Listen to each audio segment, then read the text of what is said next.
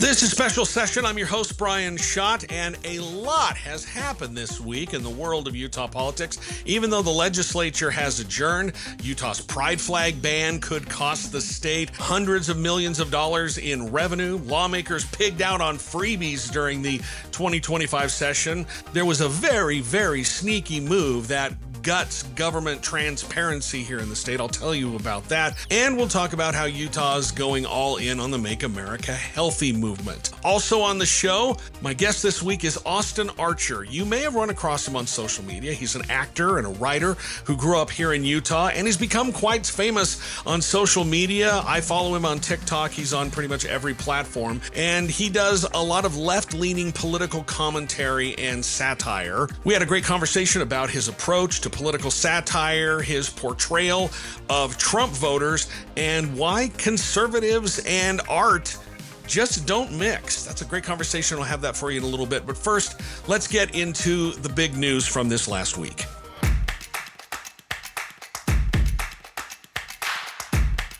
Journey with me back to the days of 2021. During the legislative session, lawmakers were pushing through a bill that would ban transgender athletes from participating in girls' sports. The bill had already made its way through the House. It was sponsored by then Representative Kira Birkeland. But the bill was stopped in a Senate committee because Utah Jazz owner Ryan Smith, who had recently purchased the team, stepped in. I was the first to report that he had backroom negotiations or backroom meetings with members of the legislature about this bill, trying to stop it because there were worries that they were going to lose the 2023 All-Star game, the NBA All-Star game, which was slated to be played here in Salt Lake City. So a Senate committee killed it. A year later, the legislature passed the bill. Governor Spencer Cox vetoed it, but the legislature was able to override his veto. And even though people were still worried that the state could lose the NBA All-Star game, it still went on without a hitch.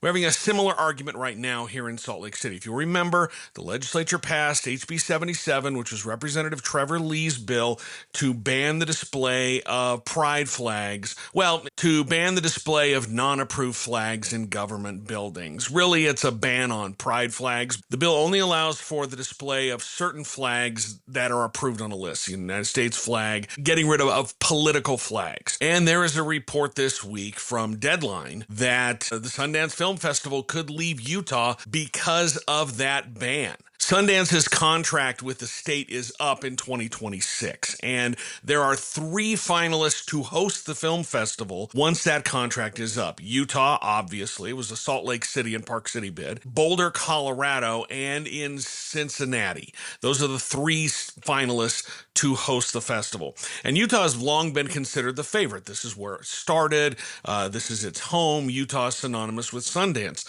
But this bill has really caused some issues. The quotes from this article in Deadline were, Utah is Utah, but this goes to the heart of the community Sundance has worked years and years to develop. People say it's a terrible law for the state. And as one person said, no matter what they say, we all know who it's aimed at, the LGBTQ plus community. And that's unacceptable because the film community is very accepting, very accommodating. And this bill is seen as an attack on that community. And as I reported last week, Representative Trevor Lee has said that one of the goals, because this bill was originally targeted only at classrooms, but he expanded it to all government buildings. And I have him on tape saying that it will stop the display of pride flags all over Salt Lake City during Pride Month because people are sick and tired of that. That's his quote. So this is clearly targeted at banning pride flags in public. And that could cost the state the Sundance Film Festival. And Sundance is a big economic driver for the state. If you look at the impact from 2024, Sundance accounted for more than $130 million in economic activity, almost 2,000 jobs, and nearly $14 million in tax revenue. And all of that would go away if the festival leaves the state. As I am recording this, Governor Cox has not yet decided whether he's going to sign or veto the bill. And we don't know if this talk is just a negotiating tactic, trying to get the governor to veto the bill. And this is an effective argument to use on someone, especially like Spencer Cox. Spencer Cox loves being around celebrities. He loves it. He craves it. So this might be an effective argument to use on Cox because he hasn't decided whether he's going to veto the bill or sign the bill yet. Conservatives in the legislature, they're fine with Sundance leaving.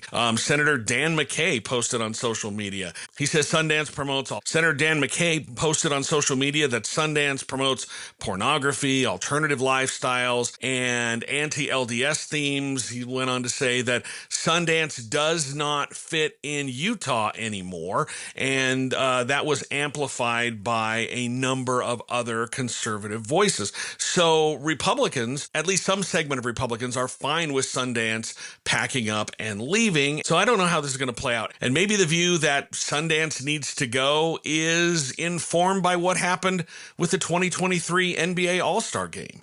As I said before, in 2021, lawmakers killed a bill to ban transgender athletes in girls' sports because there were worries that they would lose the NBA All-Star Game. A year later, they passed the bill, and the NBA All-Star Game went on as scheduled. If you look at what happened in 2017, the NBA moved their All-Star Game out of Charlotte, North Carolina, because their legislature passed a transgender bathroom bill. And so there were worries that that was going to happen again, and it didn't happen. Is this just an idle threat from the Sundance Film Festival? We don't know. And we won't know. Sundance is expected to announce where they're going to be moving to, or the next host, sometime by the end of next month. We won't know if this is an idle threat or not until then.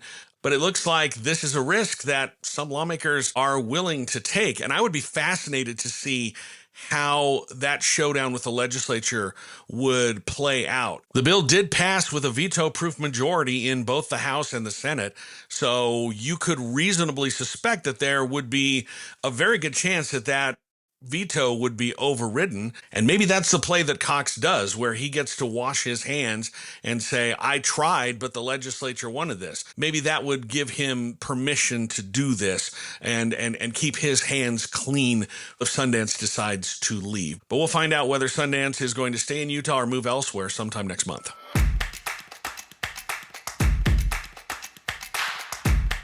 On the final night of the 2025 session, lawmakers quietly gutted the state's open records law, and not very many people noticed when it happened. HB 394 is a gigantic bill, and it was designed to repeal intent language across a number of statutes. And there is intent language in Utah's code, and this is language that lawmakers would put in when they would pass a law that would give the courts guidance on how to interpret the law, what they intended when they passed this statute, what they were thinking when they did. So if there's ever a legal challenge and it's up to a court to interpret the law, they will have this intent language, which tells them what lawmakers were trying to do when they passed it. And so this HB 394, it is a massive bill, and it gets rid of a lot of intent language in the law. And at the very bottom, you scroll all the way down to the bottom, and on line number 1698,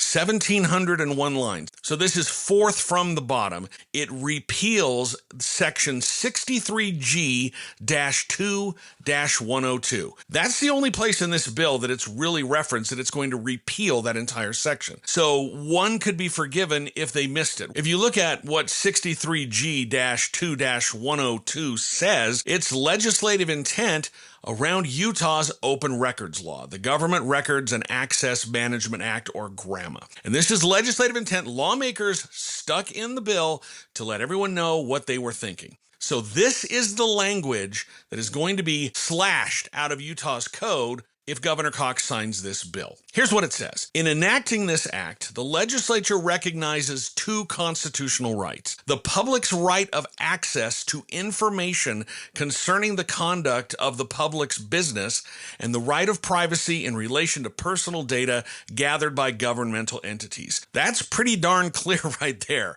The legislature, when they passed the bill, they said, we recognize that the public has a right to get information about how the government is spending your money, doing business on your behalf. This is going to be taken out of the code. This language is now gone if Governor Cox signs this bill. It also says that there is a public policy interest in allowing a government to restrict access to certain records for the public good. This section also goes on to say that when those two things are in conflict, when the public's right to know conflicts with keeping records private for the public good, when those two things are equal, courts should rule on the side of giving access to the public. That's what this says. This is all gone now. Again, if this bill is signed into law, this entire section of the code is going to be taken out. No longer will there be this legislative intent that says the public has a constitutional right to find out what lawmakers, what public officials, what government employees are doing. This is just part of an ongoing assault on the public's right to know here in the state. The legislature last year said the calendars of elected officials and state employees, no, you can't see those. Those are private. So we're just gonna make it so that you can't access those things. There were a couple of other bills that lawmakers passed that is going to make it harder for the public, for the media, to find out what lawmakers, what elected officials, what government employees are doing on your behalf. SB 277 from Senator Mike McKell dismantles the state's 7 members records committee. And that's the group that decides whether or not to release records to the public when a open records request is denied. It would dismantle this group and replace it with one person appointed by the governor who would have the unilateral power to make a decision on that. Then there's HB 69, which makes it more difficult for the public, for the media to recoup their legal costs if they have to fight to get access to these records in court. This is just an ongoing assault on your right to know. And you have to ask yourself, why are they doing this? Why are they making it so hard? Why are they taking these steps to make it so that you, a member of the public, me, a member of the media, making it harder for us to get a hold of these records? The easiest answer is they don't want you to know what they're doing. They don't want the media to report what's going on, which could be potentially embarrassing. They don't want the public to look into things and find out what they're doing. And this is really, really troubling. It's just an ongoing war on your right to know. Republicans control the House, the Senate, and the governorship. They control all the branches of the government, and they do not like getting any pushback. And who are the people pushing back on them? The judiciary pushed back on them last year, and you saw lawmakers making an attempt to really rein in the judiciary and assert their authority over them, even though it's a co-equal branch of government. The media pushes back against them. Why do you think that they are denying me a press credential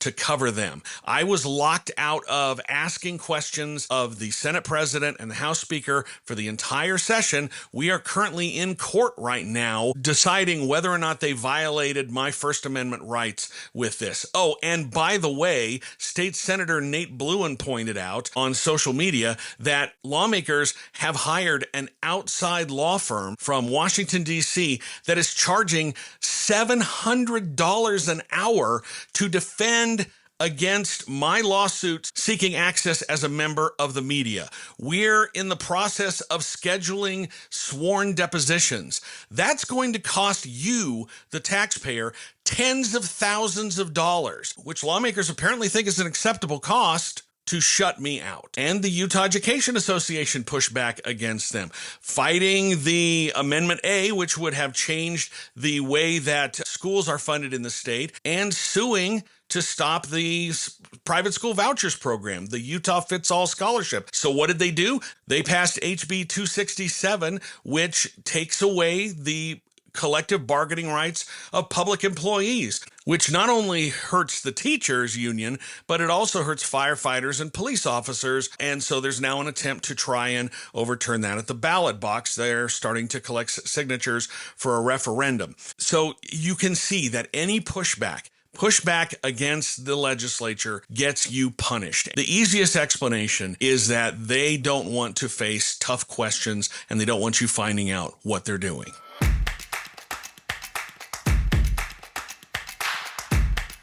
Utah's legislative session is 45 days long, but take out weekends and holidays, and the 104 lawmakers are only on the Hill for about 33 days total. During those 33 days, lawmakers received 27 catered meals, 33 refreshment breaks, 9 receptions, and 10 complimentary social events that they could attend for free. All of those were provided and paid for by government agencies, industry organizations, special interest groups, and lobbyists. And the fun part about it is all of those freebies are exempt from the state's public disclosure laws. I got my hands on a copy of what they call the Third House calendar, and that's sort of the social calendar for lawmakers. I put the entire list on my website, utahpoliticalwatch.news. You can go over there and look at it. But what it shows is that these industry groups, these lobbyists and special interest groups paid for breakfasts, break times, lunches, breaks in the afternoon.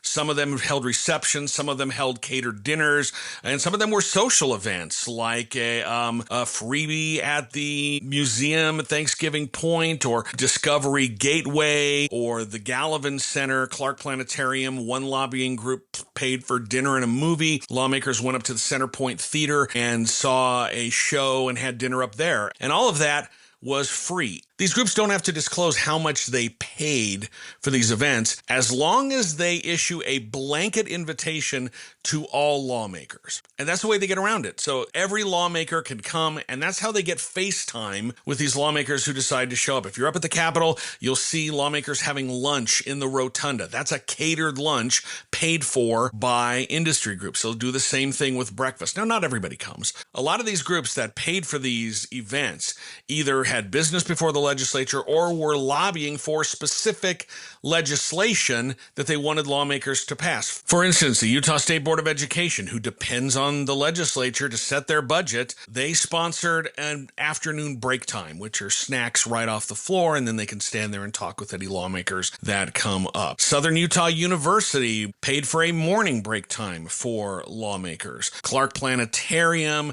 Snow College catered a lunch for lawmakers, as did Utah Tourism. They sponsored a lunch. The Utah League of Cities and Towns, that's usually a big one that's held off-site. They usually go down over to the Salt Palace, and lawmakers are transported over there. They provide buses. You'll see them right after morning time getting on those buses and heading over to the Salt Palace. But then if you look on it, you'll see organizations like right-wing activist group Utah Parents United. They hosted an afternoon break for lawmakers. So they get to stand off of the floor and provide snacks and treats for lawmakers and stand there and talk to them and get some FaceTime that people in the public can't get a hold of them. And Utah Parents United, they pushed the bill that removed fluoride from Utah's drinking water, which lawmakers passed. They have been a big advocate for increasing Utah's school vouchers program, the Utah Fits All Scholarship. That got $40 million of extra funding this year. And they were one of the driving forces behind the bill that banned transgender students living in dormitories at public colleges that align with their gender identities. This is a great way for these groups to get some FaceTime with lawmakers away from the public. And some of these activities are fairly expensive. Some of these were held in exclusive locations like the Alta Club. There was a dinner there held by an industry group, a Memorial House in Memory Grove, and one group rented out a reception space at This Is the Place Park, which can cost several $1,000s just to rent the space. And none of that has to be disclosed. Lawmakers can go to it for free. It's just another way that these groups can schmooze lawmakers, get some FaceTime with them, and push for their issues, getting more access that the public can't.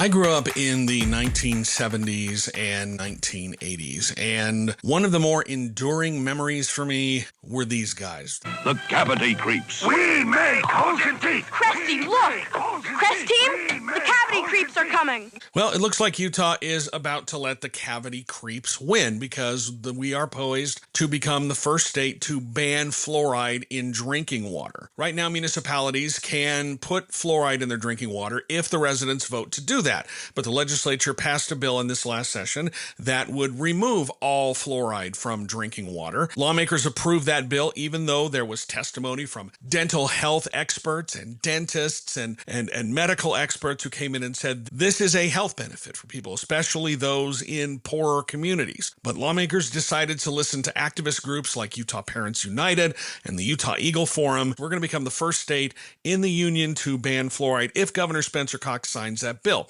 As I'm recording this right now, he has not signed it, and there might be some indications that he could be wavering because the Utah Eagle Forum sent out an email alert this afternoon urging their members to contact the governor to have him sign the bill. But as of right now, we don't know what its fate is. The fluoride bill was part of a larger slate of legislation passed by lawmakers this last year that pretty much aligns with the new Secretary of Health and Human Services, Robert F. Kennedy Jr.'s Make America Healthy Again movement. RFK Jr. has said that removing fluoride from water would be a top priority of the Trump administration. Well, Utah's on the verge of doing that. He also wants to stop people from using supplemental food benefits to buy junk food. There is an effort on the federal level to do just that, but Utah lawmakers are already ahead of the game. They passed HB 403 this year. That's awaiting the governor's signature right now, and that seeks the end of using federal food assistance to buy candy and soda. Kennedy has also talked about the perceived dangers of ultra-processed food. He claims it causes chronic diseases, and he wants manufacturers to eliminate artificial dyes. This last session, the legislature passed HB 402, which bans ultra-processed foods in school lunches. That's also awaiting the governor's signature. So Utah is really going all in on RFK Jr.'s Make America Healthy movement. Because they're banning fluoride in the water, Utah may become a hot destination for dentists. Studies have shown that fluoride consumption reduces cavities by up to 25%. So Utah's all in on the Make America Healthy Again movement. The one place where we are lagging behind is measles. We have not had a measles outbreak. There is a large outbreak right now in several states. In fact, on Friday, it was announced that so far this year, in 2025 alone, the United States has already surpassed the total number of measles cases in the country than all of last year. As of Friday, there were a little more than 300 measles cases in the United States because of an outbreak in Texas, New Mexico, and Oklahoma. In 2024, there were just 285 measles cases. So we are on track to shatter that record. But give it a little time and wash your damn hands, people.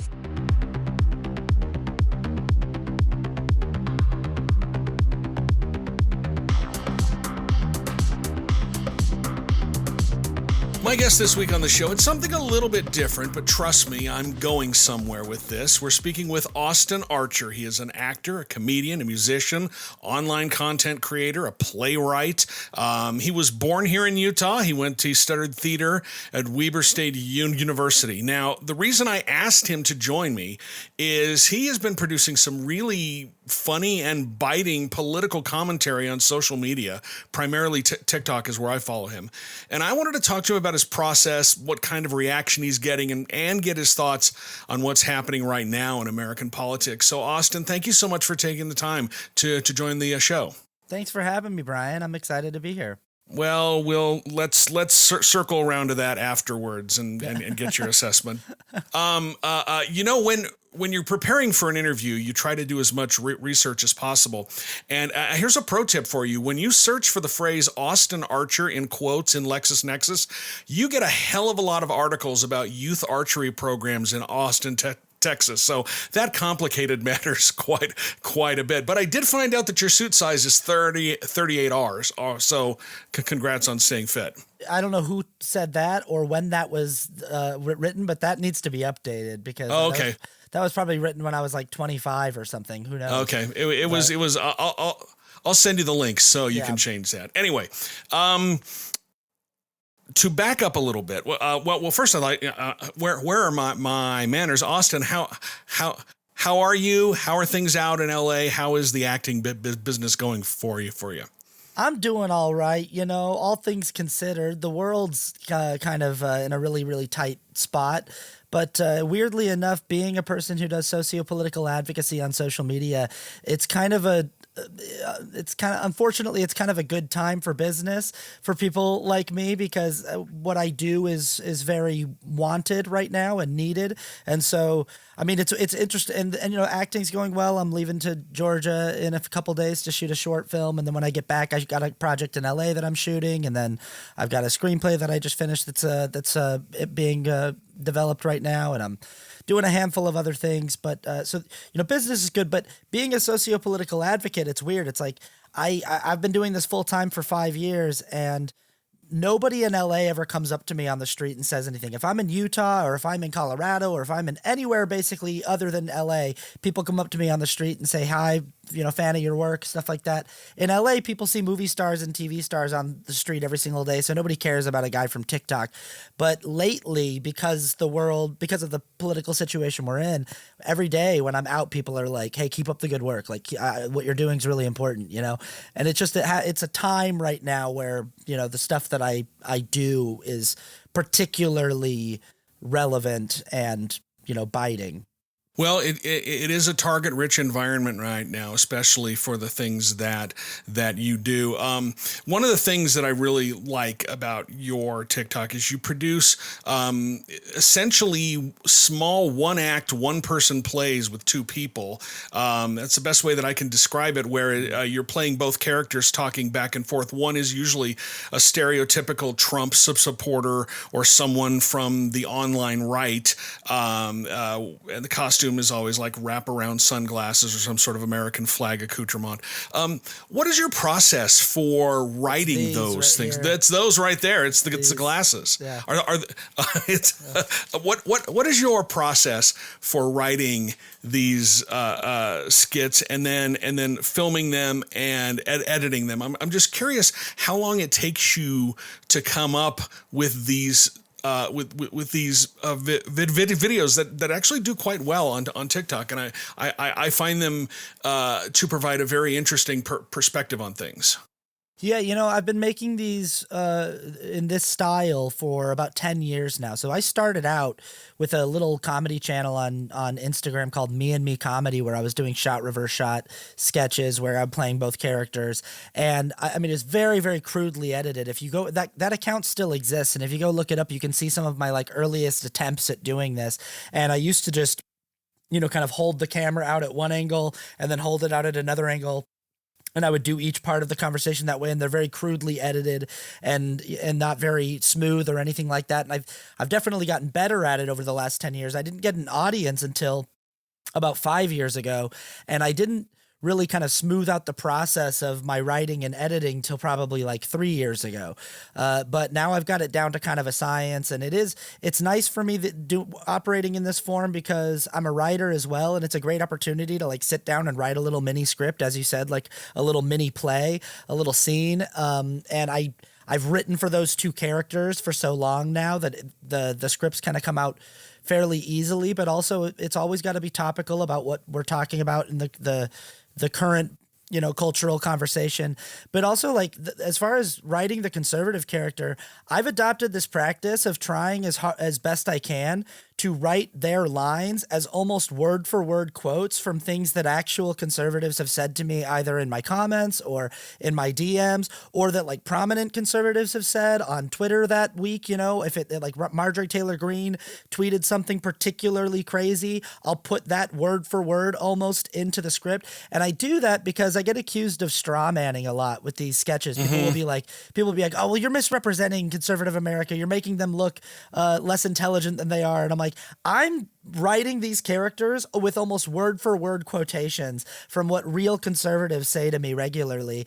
And I also talk a lot in my work about how I think satire really is dead, how we live in a world where the actual reality is heightened to a point where you can't really comedically heighten it, and where I don't really need to make it funny. I can say exactly what they're doing in real life and then respond to it as myself, as sort of a satirical heightened version of myself.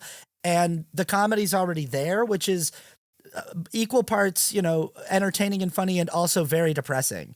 So do you find that it's, I guess, easier to make these short films when you're using that language that comes directly from the conservatives that you're trying to skewer? Because I think using that adds sort of at least an authenticity that would be part of your performance, and you're able to say, this is something that they actually said, so I don't have to act ridiculous when I'm doing this. I'm going to let the words speak for themselves, and then your performance is allowed to sort of just be a little more natural than exaggerated. I hope you understand what I'm trying to get out there. Yeah, absolutely. I think more than any other word, the word that describes my goal in my work, and the word that describes what I think the audience gets out of my work, is catharsis. And so it's meant to be sort of a cathartic mirror of the audience's experience with trying to talk to their conservative family members or their conservative friends or conservatives online and things like that. So when I use those kind of word for word quotations in the script, people go, I've had this conversation. People watch the video and they go, oh my gosh, this isn't even an exaggeration. You're not even exaggerating. Like, I've had this exact conversation with my mom or with my aunt or with my friend from high school. And I go, I know you have, because I have too. And so it makes people feel a little less crazy, a little less alone, to know that the experiences that they're having are not only, it's not just them, but also they see that the video has hundreds of thousands of likes or millions of likes, and they go, oh, okay, so this is a very common experience that progressive people are having with conservative America. And I also just think it's really I think it's really telling about the integrity of the progressive position, that I do not need to go out of my way to misrepresent the conservative position and conservative argumentative rhetoric in order to make my point. Like, when you look at conservative comedy and attempts at conservative satire on the Daily Wire and stuff, they're incapable of going about it in an honest way. Like, they make a movie like Lady Ballers, and the whole movie is about something that's just a fictional scenario. Like, they're just talking about cisgender men pretending to be women in a very obvious and offensive way so that they can win a basketball competition. And it's like, that's not what we're talking about when we're talking about trans women participating in sports at all. It's a complete fabrication of the actual substance of the argument. They're not able to go about their satirical commentary in an honest way because their honest position is not very defensible or very sympathetic at all. The only way that they can make their position seem sympathetic is to lie. And I don't have to do that with my satire. I can just accurately represent the conservative position and be like, I don't need to change this. I mean, I just made a video about how hundreds of thousands of conservatives were recently convinced that an AI statue of 200-foot tall statue of Jesus was being put on the White House lawn. And I don't need to lie about that to be like, what are we doing here? I'm really curious where you find these items to skewer, or how you pick and choose. What are your sources of news? Because it is just an onslaught every single day, and there's probably 100 things that you could that you could do at least a short video about it. So I'm curious what your news sources are. Where do you consume news? Unfortunately, because of what I do, I get tagged in about 200 to 300 videos a day by different people who follow me or directly messaged videos. People go, oh, you should talk about this, or you should look at this. So there's never any shortage of material being sent my way by the people in my audience. But my job is basically to, when a story gets sent my way, to try to verify the story. So if someone says, hey, did you hear what Trump said today? And it's some crazy thing. Not that I would be skeptical that Donald Trump would say a crazy thing, but I got to go and look and see who's reporting on this. Is AP reporting on this? Is NBC reporting on this? If multiple credible news sources are all reporting the same quotation, then it's like, can I find a video of him saying it? Is there a video of him in an interview saying it? Okay, there is. Okay, so it's very, it's like a good example is like the inauguration. I woke up that day and my goal was to not pay attention. I was so tired after the election. I worked really, really hard campaigning for Harris Walls all year long in 2023 and 2024. And I was so tired after that election, I kind of was like, I don't know if I got it in me anymore. And on the morning of the inauguration, I was like, my goal today is to protect my own peace and just to not pay attention. I'm not going to watch. And I started getting all of these DMs of people saying, did you see that Elon Musk did Sig Heil on the stage at the inauguration? And I was like, you got to be kidding me. And so my job is like, okay, can I just look this up and see if that's real? The first video I see of it is like, that's a completely unmistakable Sig Heil. Like, there's no way to misconstrue what that is. That is completely unmistakable. So I'm looking up to see if, like, is this AI tamper? Did someone tamper with the video? Is it out of context? I'm looking up multiple sources and multiple angles. Every angle I look at it, it looks worse than the last angle I looked at it. It just keeps getting worse and worse. Not only is it being verified by all of these news sources, but it's also not being denounced or called a lie by Fox News or things like that. They're not saying that's a fake video. Elon Musk himself is not saying that's a fake video. So all we're really getting is conservative apologists saying, oh, it was an autistic stim, or it was a Roman salute. It was a Roman salute, which is what a Nazi salute is. They're the one and the same. Like the Nazis took their salute from the Roman salute. Whatever. It was an awkward gesture. He was throwing his heart out to the audience. We're getting these like very clumsy apologetics, but yeah, that's basically the process and of verification. And then the next thing is like, is it resonant with me? Like, do I feel like I have an immediate thing I'd like to say about it and a way in to talk about it? And then the third thing is like, if it's a story that I think has been well uncovered by other people with audiences that are a similar size as mine, or people who have covered the argument in a way that I think is sufficient, I might leave it alone and say they've got it. But if there's a story that I feel like there's an angle to it that I haven't heard yet, and I've seen, I'm friends with a lot of the people who do the same thing that I do, so I watch their content and I go, oh, has so-and-so covered it yet? Oh, they did. Okay, I like their video on it, but they didn't say the thing that I wanted to say. What about this person? Okay, they did a good take on it, but they didn't say the thing I wanted to say. So if I still feel like my take is unique and in that way, it means like, this is valuable because no one said this yet. So that means that I'm offering something novel into the discourse rather than just regurgitating the same talking points over and over again. I don't know. I think creatively as an artist, I value in like authenticity and unique and originality and like a unique spin on something. But also I just think that the utility of the kind of work that I make is better. It's more, the utility of it is heightened if it's something that hasn't already been said by 10,000 other content creators.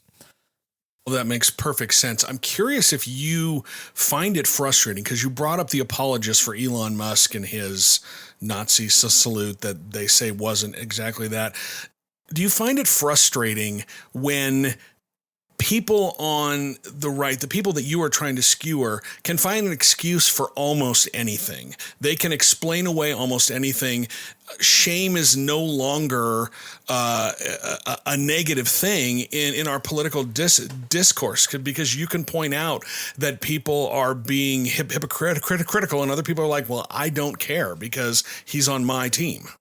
Yeah, absolutely. I've talked about this for a long time in my content and on my podcast and different places where the kind of the foundation of conservative politics is, playing team ball, playing to score points for your team. And I've tried to explain this to people over and over and over again throughout the years that my political leanings have nothing to do with an allegiance to the Democratic Party. Like, I don't care what the name of the party is that's going to be more likely to advocate for progressive policies and that's going to be easier for me to work toward progressive ideals with. I don't care what the name of the party is. I don't care like who's like the fact that it's the Democrats. I think that we could have a better option than the Democrats, but we don't. We have the establishment powers of the Democratic Party and the Republican Party. As much as I might think that that's insufficient, as much as that might bother me, as much as I might not like that, given those two options in a binary election, I'm going to pick the Democrats every single time because they're just the party that's going to give me a better shot of advocating for the things that I want to advocate for.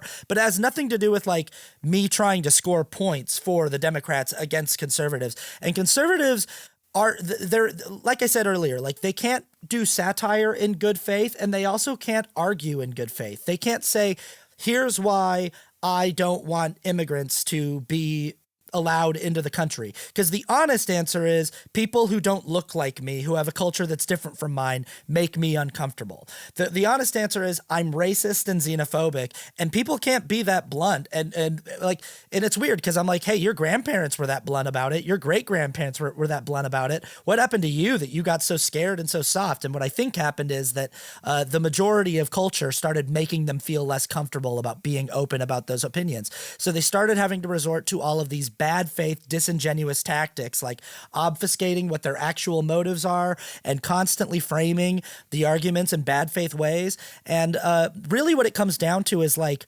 they just want to score points against the libs. They just want to make liberal people mad. They did a poll in the 2024 race asking conservative voters what were the most important qualities in a presidential candidate for them. And, you know, the different things that were on the poll were like a candidate that supports the big lie that Donald Trump won the 2020 election and that it was stolen from him, a candidate that, supports Donald Trump in general. And one of the things that was like the most shocking on the poll, and it was like 47% of voters who were polled said this, might have even been higher, was it just said a candidate that makes liberals angry.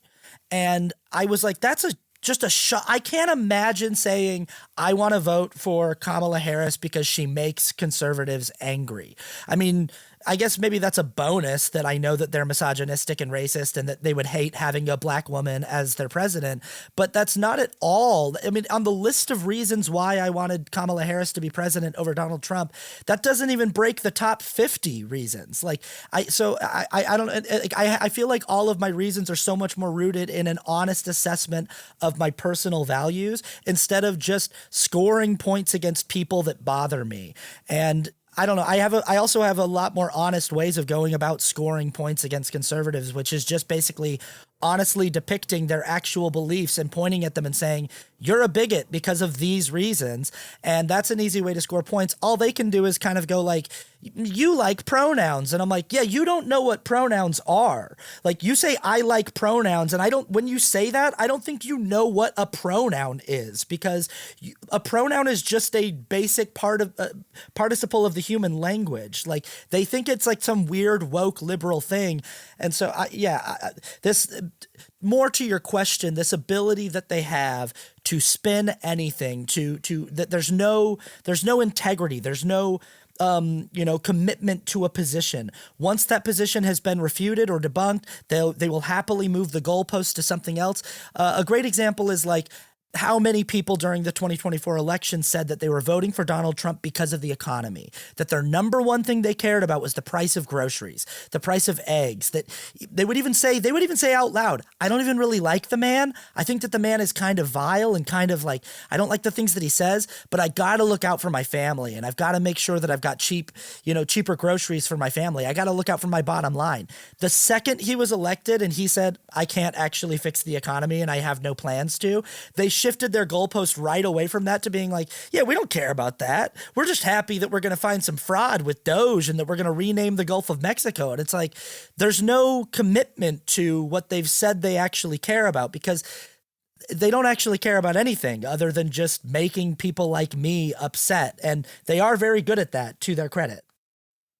Who's the audience that you're producing this content for? Are you ever worried that you're preaching to the choir, that you're just that because our information economies are so siloed? There's the left-wing information economy, there's a right-wing information economy, and so I'm curious if you're which audience you're producing this content for, and if you're ever worried that you're just preaching to the choir and they're going to agree with your points no matter what. Yeah, I'm just in my own little echo chamber, and I definitely am told as much by people in my comments and DMs all the time. And, there is some validity to that. There's absolutely some validity to the fact that, like, of the 1.6 million people who follow me across different social media platforms, obviously, the vast majority of those people have very similar political beliefs and ideology and goals as I do. I don't know why they would be following me otherwise. I don't think that on its face, preaching to the choir or talking into an echo chamber is completely fruitless. Sometimes, like I said, there is validity and meaning in offering catharsis to a group of people who feel very beaten down by having to engage in the same debates and conversations year in and year out, day in and day out, again and again and again, trying to explain to people just like year in and year out how institutional racism works, trying to explain to people year in and year out how institutional misogyny and sexism works, like trying to explain to them, like, we've had 47 presidents and none of them have been women. Like, do you understand that, like trying to explain to people year in and year out that people are just queer, that queer people exist, and that's just a way that a person can be, and there's nothing wrong with that. And having those conversations can be incredibly emotionally taxing, and you can feel really, it can feel really hopeless. You can feel very Sisyphean, like just pushing this boulder up a hill and not getting anywhere. And I think sometimes offering those people a little bit of comedic catharsis can be good for morale in those ranks, to re-bolster and reinvigorate people's desire to re-engage with the work. So it's not incredible. It's not just that it's fruitless work to simply preach to the choir. I mean, there's a reason why the preacher shows up at church and preaches to the patrons in the choir. It's because there's something about reinvigorating that parish's faith and in the cause, of whatever that church is trying to preach. So that's one thing. But on the other hand, one thing that keeps me going, I've been doing this full time as my job for 5 years now. And one thing that keeps me going is the regularity with which I receive DMs from people and comments from people who let me know, just so you know, you changed my mind on this issue, or you changed the way that I think about this topic, or that will come to me and say, I found you in 2020 and I found this like skit that you did and I thought you were funny. And then I started watching your political videos and I disagreed with most of what you said, but the way that you crafted your arguments was so interesting. I kept watching, and within a year, you had completely converted me out of my old way of thinking, and I wanted to thank you for that. And I've had that happen with complete strangers. I've had that happen with people who I'm close to, with like close friends and family members who have come to me and been like, the way that you craft your arguments and the way that you state the case was the first time I'd ever heard it that made sense to me. And so, while a lot of it might be in an echo chamber, there are always new people coming, new sets of ears and eyes coming, and you never know what young person who might still be impressionable or open, or even older person who might just like have a crack in their, just a crack of doubt in their faith and their ideology, that something might be able to get through and shine through. And that's another reason why I'm always looking for a novel argument and a unique argument, is maybe they've heard the rejoinder to, their trans bigotry. They've heard like one kind of rejoinder to it, 100 times from 100 different mustachioed white liberal guys that look like me. But maybe the way that I'm going to put it is going to be that 101st way, that one unique way where they go, I've never heard it put like that. And so I'm always interested in being like, can I find a way in that they haven't heard yet that might wake something up in them? And again, this is like, it's slow, tedious, work that can kind of be a slog. I just did a YouTube video called How to Change a Stubborn Mind, where I walked the audience through the process of, I showed them this commenter who disagreed with me on something, and then I showed them a comment where he admitted that he was wrong and said, thank you for adjusting my thinking on that. And then I said, I'm going to walk you through how we got there. And I showed them the long, tedious, frustrating process of getting this person from being a person who disagreed with me to a person who thanked me for showing them something new. And it's a very frustrating walk. It's a very like long, tedious, frustrating walk of like kind of hitting this guy over the head again and again, almost like beating a dead horse again and again and again. And all of a sudden that horse goes, oh my gosh, you know what? I actually think I get what you're saying now. And showing people that it can be done. I think sometimes we can fall into a little bit of hopelessness and nihilism when it comes to just looking at the repetitive cycles of these conversations. And my goal is to be like, it's kind of a deal I'm making with the audience of like, I won't stop if you don't stop. I'll keep it up if you keep it up, and trying to keep each other's energy for the work up through, satire and comedy. And so I think there are multiple uses of it. I hope that answers the question. It was a tremendous answer. My mind is just churning on a bunch of things. I'm curious how you deal with people who, to put it lightly, vehemently disagree with your position. Trolling comments, people who get off being mean online. I'm sure your videos have made it over to the MAGA side of TikTok, which can be pretty wild sometimes. It's one of my burner accounts. I trained for that algorithm, and it is a wild watch sometimes. So I'm curious how you engage with people who you're not going to change their mind, and all they want to do is insult you, say something terrible, make a comment that's at the very minimum insulting or even worse than that. So I'm curious how you handle that. So, 99% of the time, those comments go completely ignored or unseen. And that's not as a self-preservation tactic that I engage with, where I'm intentionally ignoring them and letting them go. It's just a matter of pragmatism, in that I get hundreds to thousands of new comments every single day on all of my accounts, and I have no way to actually look at all of them. So the vast majority of them, just whether they're positive or negative or somewhere in between, the vast majority of them go unread. And that's probably for the best for my mental health, but it's just like a sheer problem of volume. Of the, 2 to 3% of comments that I see, again, the vast majority of those comments are positive, but I do have a performer's brain where I will zero in on the 1 to 2 negative comments that manage to cross my field of vision, and that will sort of consume my brain. So I'd be lying if I said I'm like really good at being zen about it and tuning it out. Like, it's not always the most psychologically easy thing to just kind of shirk off, strangers on the internet, like saying things that, I'll tell you, like, kids are good at it. Like, people will often dismiss them and go, a lot of those people are probably like teenagers and stuff, but like, kids are better at it than the adults are, because kids will go to places that are completely irrelevant that actually can get to me, because they'll just be like, you're ugly and old and fat, and I'll be like, oh, okay. And I'm like, it has nothing to do with what I've said, but like some like 18-year-old kid will show up in my comments and be like, dude, Unc needs to stop eating donuts. Like, he's fat. And I'm just like, oh, okay. And I'm like, and I know it's like some teenager, but I'm like, buddy, like, you're going to get to my age and I don't know, like, you'll see. Like, but I'm also like, oh man, like, so. And I wish I'd be lying if I said that those things are easy to deal with because it's just some kid. No, like, it hurts when a teenager makes fun of your physical appearance, or, like, it's not fun. But I do understand that it's like, yeah, I was part of being a youth is making fun of your elders and kind of having no awareness of like what aging feels like and what life will actually be like for you when you're in your late 30s or 40s or whatever.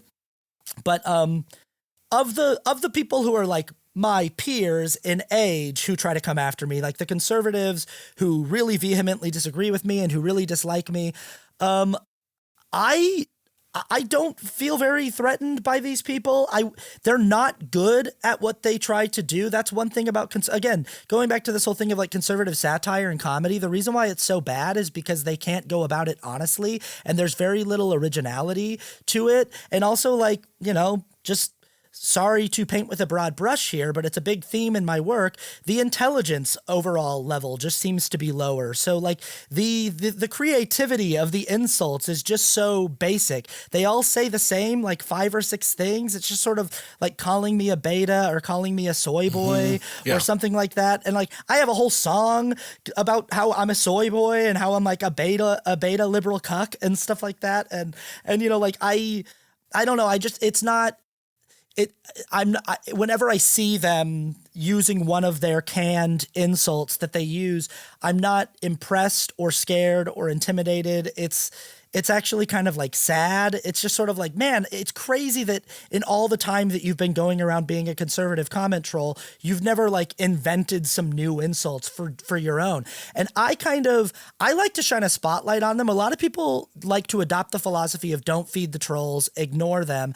But when I get, you know, a troll who seems like, if I go and look at their profile, they seem like they're relatively my age, or they're an adult who is trying to like go at it, I'll sort of give them some of the attention that they were looking for, but I just am so much more confident in my ability to insult them so much more thoroughly than they can me. And because this is not a person whose mind I'm trying to change or whose heart I'm trying to reach, I'll just sort of like, my goal is to instill in them a sense of like embarrassment and humiliation. So like I'll either do a comment response video where I'll just roast them, and I'm so much more confident in my own linguistic skills and my own ability to craft like a scathing burn and roast, or like, you know, just dissertation on why what this person said is wrong and bad. And my goal is to hopefully like be like, hey, you wanted the attention. You wanted me to notice you. I've noticed you. Now I hope what you were after actually turns into something that feels bad for you. I hope that you see the response and realize like, A, you're intellectually outmatched here, and B, like, you know, now my giant audience is all aware of you. And not that I'm asking my audience to come after you, but they're going to, and you're going to get what you asked for. And I don't feel bad about that. Like, I don't really feel bad about like, you know, suddenly this person has to deal with 10,000 strangers telling them why they're stupid and wrong, because I deal with that every single day. And also like that person came to me asking for it. So yeah, it might not be the healthiest or the most enlightened response, but I've kind of adopted the practice of being like, if a person doesn't seem like they're interested in engaging in good faith, or they're interested in actually having a productive back and forth, if they're just trying to like get in a mudslinging contest with me, I'm going to show them that I'm much better at slinging mud than they are. And I'm going to hopefully make them regret that decision. You've mentioned this a couple of times, so and I wanted to get your thoughts on this. You talk about how conservative comedy or conservative attempts at comedy or satire really aren't successful. You mentioned Lady Ballers, and I've had the misfortune of watching that film, and it seems to me that a lot of these attempts at satire or cultural commentary, and correct me if I'm wrong, but it feels like there's just a lack of curiosity behind there's no curiosity in the motivation. They have a point of view that they want to direct you to at the very end, and the entire film or comedy bit or wherever is trying to get to that predetermined point, rather than allowing for, you know, a curiosity is like, maybe why would somebody feel like they would be more comfortable living as a woman than a man? There's that question is never even asked in Lady Ballers, because they wanted to make fun of transgender people, and that's where they started and ended. Yeah, what you're describing is propaganda, and not very well made propaganda. It's art that is created with a specific goal and message in mind, that it's evangelizing to you about a specific answer. I'm interested as an artist, as a storyteller, as a writer, in art that asks questions of its audience, that wants the audience to be asking the question on their own and coming to their own conclusion. The art maybe will lead them in a direction that it would like to point them in, but like I do a movie podcast with my friend Kramer England called The Oneer, where we just talk about movies, where not everything I do is just about politics. You know, obviously I'm an actor and I'm a filmmaker, and I'm very interested in film. And so, but we love to, my friend Kramer, who's my best friend growing up, is LDS, and we are, you know, ideologically, different in that way. And he's, a person of faith.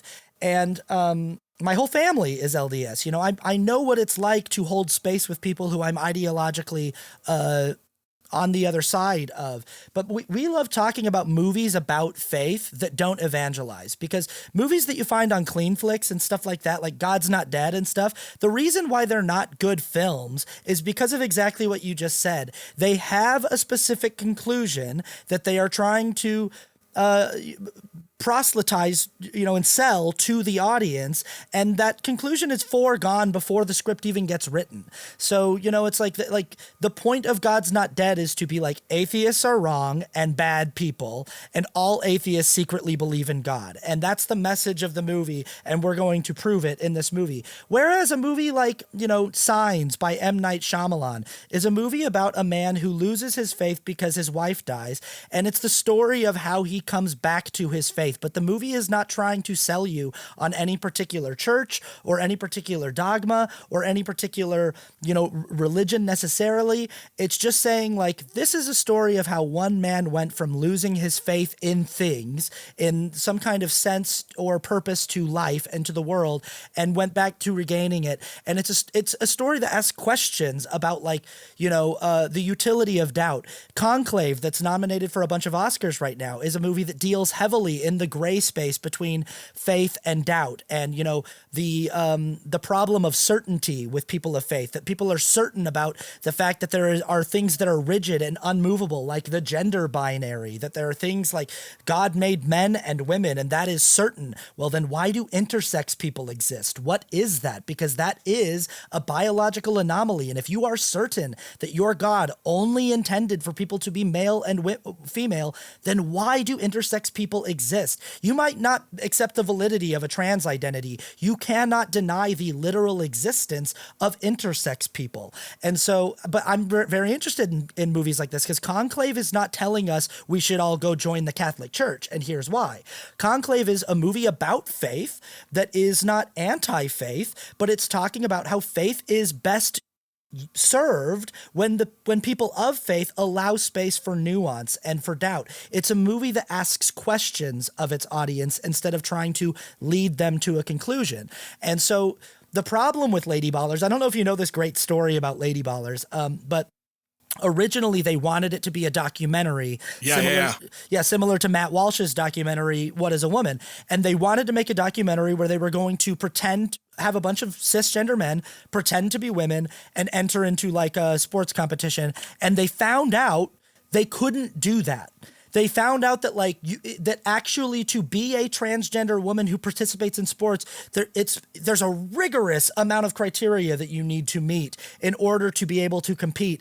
And they, as cisgender men, could not meet that criteria. So if they were at all interested in intellectual honesty, they would have realized right then and there, our entire premise is null and void. Because our entire premise is the problem with transgender women in sports is that any guy could just sneak in here and steal trophies from girls. And then it's like, what you found out when you tried to make your documentary is that that's not actually the case. Right. And rather than being honest about that, you went ahead and made your shitty movie anyway. Sorry, I don't know if I'm allowed to swear. No, it's fine. It's fine. It reminds me one of my favorite film scenes of all time. And I don't know if you've seen this documentary, but it's the flat earthers who were trying to determine that the earth is flat. So they went out and got a laser gyroscope and they put it up, and it showed exactly what it was supposed to show if the world was round, and it just blew their mind. And they spent so much time trying to explain away why this incredibly accurate piece of scientific equipment is showing that the earth is round when they were convinced it was not going to. That was pure comedy for me. Yeah, absolutely. And that's what a lot of conservative propaganda films feel like, and like their attempts at comedy. Like, again, good comedy should ask questions of its audience. Good comedy should say, you know this thing, you're certain about this thing, but what if I make you think about it in this way? If I flip it with this joke that makes, even if it's like, you're certain you would never laugh about this topic, but what if I tell you a good enough joke that all of a sudden I have you laughing? What then? And what does that say about, like, the nature of things that you feel like are, and I think good comedy should ask questions. Conservative comedy, I mean, straight up, there are Jim Breuer specials where there's just an audience full of people watching Jim Breuer stand on stage, and I'm not exaggerating, I'm not straw-manning Jim Breuer's comedy special, where Jim Breuer will just go, this is what liberals are like, I got a vaccine, and I'm not joking, that's That's the joke. The joke is Jim Brewer doing an offensive like face and voice and walking around on stage going, "I'm vaccinated," and everyone's laughing.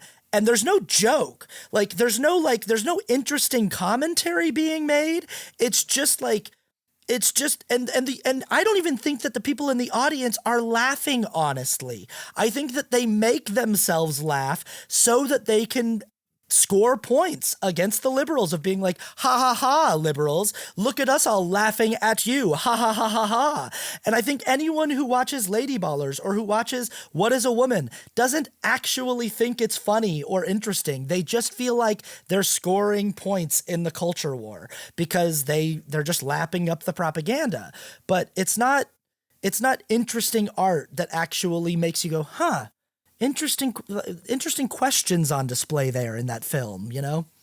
Well, this conversation has gone completely in a direction that I was not expecting, but it's been great. I'm curious, what's on your mind right now? I know your latest video you put up on TikTok was about the woman who was dragged out of the congressional town hall meeting in Coeur d'Alene, Idaho, which as someone who, I mean, I that was appalling to me as someone who reveres the First Amendment. I mean, I've got it tattooed on my arm here. But you know, I'm curious what other things that are chunking around in your brain right now. Yeah, unfortunately, with that situation with Teresa Borenpol, Dr. Teresa Borenpol, who was zip tied and assaulted and unlawfully detained by who knows who those guys were, because they would not identify themselves. And somebody said that they were a private security firm or something like that. I prefer to think of them as just an independent white nationalist militia, because Coeur d'Alene, Idaho is full of white nationalist militias. And they would not identify themselves. They would, you know. But I think that what that clip shows, and it's something that I've been feeling, unfortunately, that's rattling around in my brain and in my heart, is that in Trump's second term and in the current state that we're in and country that we're in, increasingly there's a likelihood that we as progressive people, as sane people, might find ourselves in situations where we do not have the privilege of pacifism, of just sort of like staying out of it. You know, you see people all the time who just go, I just stay out of politics. I'm not a very political person. I just stay out. Or, you know, they see something like that happening and they go, hey, that's got nothing to do with me. That woman got herself wrapped up in that. And I think that good people are going to have to start to be willing to step up and put their bodies in the fray directly. You know, obviously the low-hanging fruit that everyone keeps going to right now is making allusions to 1930s Germany. But the reason why everyone keeps making that allusion, and I know that there's like, you know, there's Poe's law and all of that stuff where it's like, oh, anytime someone makes a reference to Germany, they've lost the argument or whatever, because that's what people do on the internet. But we actually have people who are regularly Sig Heiling at CPAC and at the inauguration, and we have them following the 1930s German National Socialist Party playbook to a T, following Hitler, the Third Reich playbook to a T, doing everything that they did, having the same slogans, saying all of the same things, you know, enacting all of the same policies. And now we've got people in, you know, just plain clothes, unmarked, non-uniformed people showing up and trying to zip tie political descendants and drag them off to who knows where. And I think that in 1930s Germany, regular citizens realized pretty quickly that they had to get involved in some kind of real substantive way. And that's what keeps rattling around in my head, is like, is apolitical people don't have the luxury of being, they never did really. Like, I think the apolitical people have always been kind of naive. It's typically white people. It's typically people who do not feel directly the day-to-day oppression of the political structure around them. But if you did ever feel or have the illusion that you have the luxury of being apolitical, you need to disavow yourself of that illusion as quickly as possible, because you do not live in that world anymore. You never really did, but you definitely don't now. And it may be too late if you wait too long to to get involved. So that's sort of where I'm at, is trying to just invigorate people to like kind of wake up to what's happening and and then also, like, I think a big part of what people need to do right now, because the work is tiresome and exhausting and the news cycle is relentless, is like, do what you got to do to keep yourself sane and healthy. I'm working on a lot of creative projects right now, outside of my sociopolitical advocacy. My creative world is very, very full right now. I'm directing and choreographing a music video for an artist here in LA. I just finished this screenplay that I'm developing with a production company out here. I'm writing a play for Salt Lake Acting Company that's going to go on this summer. I'm just, my creative life is very full, so that I don't have to be constantly inundated by the nonstop barrage of, yeah. No, I get it. Tell people where they can find you online. Everyone can find me on, YouTube, Instagram, TikTok, and Threads. Those are my primary platforms, at yourpal_Austin. Or just if you look up Austin Archer, if you just type my name, Austin Archer, on YouTube, Instagram, TikTok, Threads, you'll find me. White mustache guy doing stuff, and, come check it out. That's actually a better username, white mustache guy doing stuff. It's probably taken, though. White mustache guy could be too many things that I don't want to be associated with. So I get it. Austin Archer, this has been an absolute delight. Thank you so much for taking the time. Thanks, Brian. I appreciate it.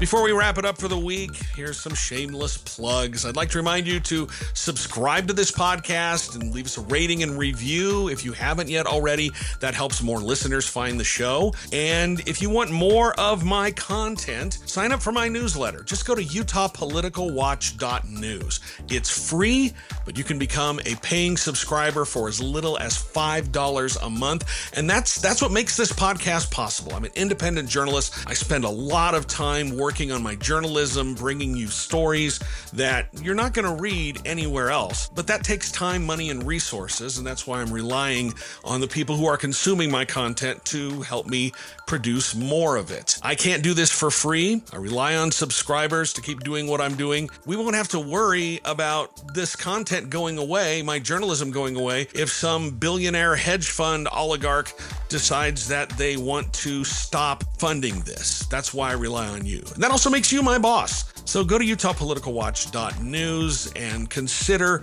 becoming a member. I know not everyone can swing that right now, but if you can, that would be greatly appreciated. If there's a guest that you'd like to hear on the show or a subject you'd like me to tackle, reach out, send me an email. You can find that on my website or send me a message on social media. I'd be happy to hear from you. Once again, I'd like to thank Austin Archer for appearing on the show. You can follow him at yourpalaustin on all the major social media platforms, TikTok, YouTube, Instagram. He's a good follow and makes some great content. Thank you so much for listening, and we'll be back next week.